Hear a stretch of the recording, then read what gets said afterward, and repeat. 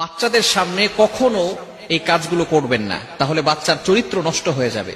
কিছু মায়েরা আছেন, তারা বাচ্চাদেরকে লালন পালন করেন, তাদের সামনে এমন কিছু কাজ করে ফেলেন যার কারণে বাচ্চার চরিত্র নষ্ট হয়ে যায়। খবরদার, এটা কখনো করা যাবে না। অনেক বাবারাও এটা করে থাকেন।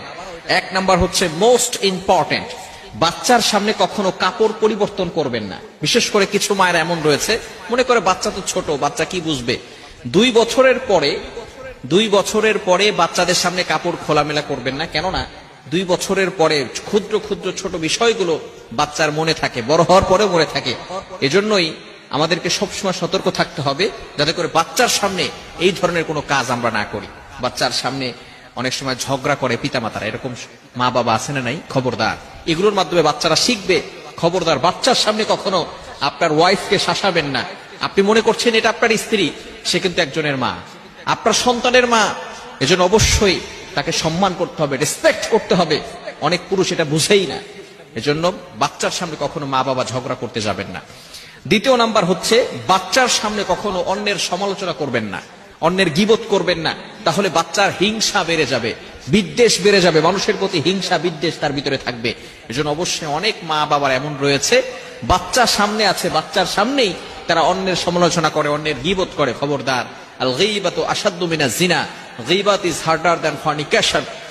গীবত হচ্ছে এমন একটা গুনাহ যেটা জিনার থেকেও মারাত্মক গুনাহ।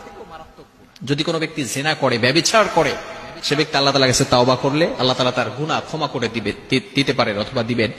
কিন্তু কোনো ব্যক্তি যদি গীবত করে, যার গীবত করা হয়েছে, সে যতক্ষণ পর্যন্ত ক্ষমা না করবে আল্লাহ তাআলাও তাকে কখনো ক্ষমা করবে না। এজন্য খবরদার, বাচ্চার সামনে কখনো অন্যের সমালোচনা করবেন না।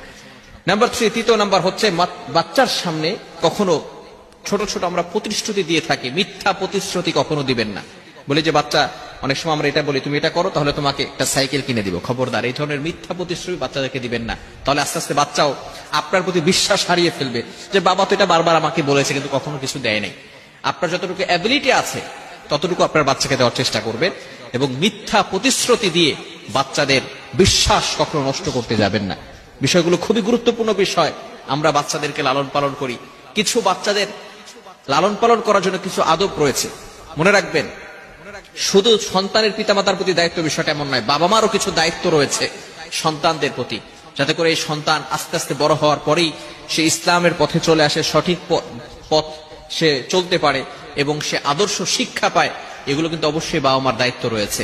অনেক সন্তানকে বাবা মা ছোটবেলায় যেভাবে ইচ্ছে সেভাবে লালন পালন করেছে, বড় হওয়ার পর এখন ফোন দিয়ে বলে, হুজুর আমার মেয়ে আমার কথা শোনে না, আমার ছেলে আমার কথা শোনে না, সে বিভিন্ন ভাবে বখাটা ছেলেদের সাথে চলাফেরা করে, আমাদের কোনো কথাই সে শুনতে চায় না। মেয়েদের ব্যাপারে বলে যে সে পর্দা করতে চায় না, টি শার্ট পরে ঘর থেকে বের হতে চায়, পর্দা করতে চায় না। মনে রাখবেন, ছোট্টবেলা থেকেই কিন্তু আপনাকে আদর্শ শিক্ষা দিতে হবে। ছোটবেলা থেকে আপনি আদব শিক্ষা দিবেন না, বড় হয়ে যাওয়ার পরে এরপরে কিন্তু আপনি মারধর করেও কিন্তু তখন আর ঠিক করতে পারবেন না। এজন্য অবশ্যই ছোট্টবেলা থেকে আল্লাহ তাআলার কাছে দোয়া করা, রব্বি হাবলি মিনাস সলিহিন। যখন বাচ্চা গর্ভে আসবে তখনই দোয়া করা। ইব্রাহিম আলাইহিস সালাতু ওয়াস সালামের যখন সন্তান হয় নাই, ইব্রাহিম আলাইহিস সালাম আল্লাহ তাআলার কাছে দোয়া করেছিলেন, রব্বি হাবলি মিনাস সলিহিন, O Allah give me a good child, আমাকে একটা নেককার সন্তান দান করো। আল্লাহ পাক রব্বুল আলামিন তার এই দোয়াকে কবুল করে তাকে নেককার সন্তান দান করেছেন। এজন্য অবশ্যই পিতামাতার দায়িত্ব হচ্ছে সন্তানের জন্য দোয়া করা এবং সন্তানের সামনে, ছোট্ট বাচ্চার সামনে এই ধরনের কাজ কখনো না করা।